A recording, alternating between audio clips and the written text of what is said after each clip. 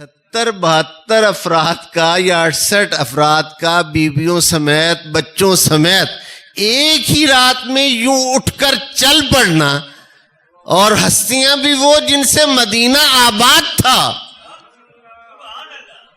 جو آبرو تھی مدینہ کی، وہ اٹھ کر چل پڑتے ہیں. تو یہ تیاری کا عمل جاری تھا تو اٹھ پڑتے ہیں نا.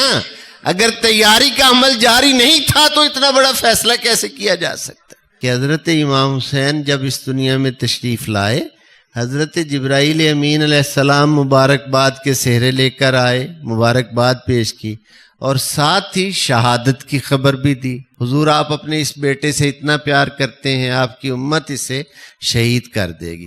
60 ہجری کا زمانہ حضور نے خود بیان فرمایا کہ حسین 60 ہجری کے بعد سرزمین کربلا میں شہید کر دیے جائیں گے. 3 دن کے بھوکے پیاسے شہید کر دیے جائیں گے.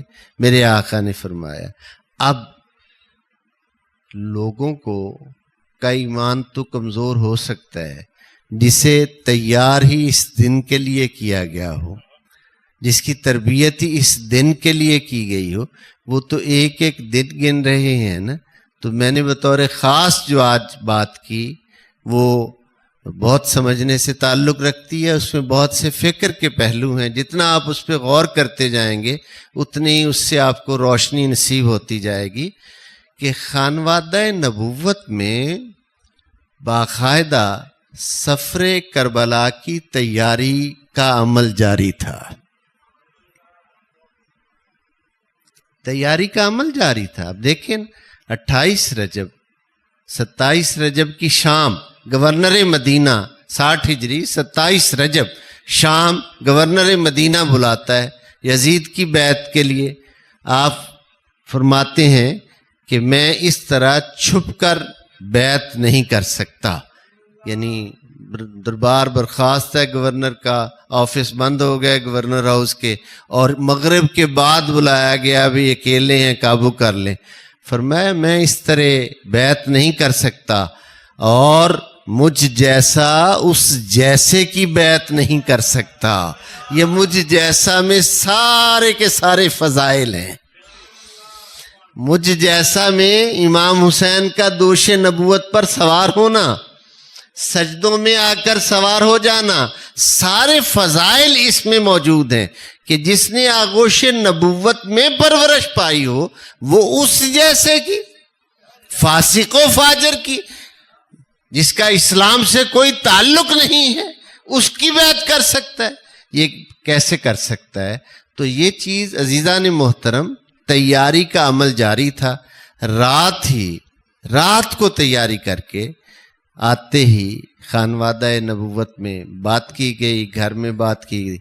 28 رجب کی صبح، سمجھ رہے ہیں آپ میری بات کو دھیان سے سن رہے ہیں؟ سمجھ، یعنی 27 رجب رات کو، جو کل مثلا بطور مثال کل جو مغرب گزری ہے اس کے بعد گورنر بلاتا ہے. فرض کیجئے، سمجھانے کے لیے میں کہہ رہا ہوں، بھی آؤ یزید کے لیے بیعت کرو، آپ کے نام خط آیا ہے، لازمی بیعت لو.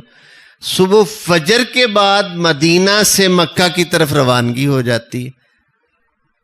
72 افراد کا یا 68 افراد کا بیویوں سمیت بچوں سمیت ایک ہی رات میں یوں اٹھ کر چل پڑنا، اور ہستیاں بھی وہ جن سے مدینہ آباد تھا،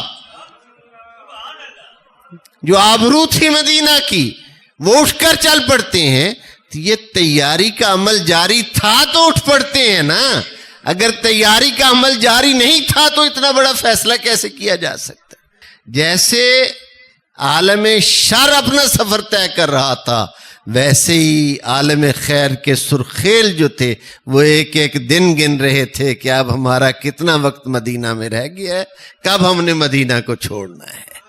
ادھر بھی تیاری کا اسی طرح عمل جاری تھا.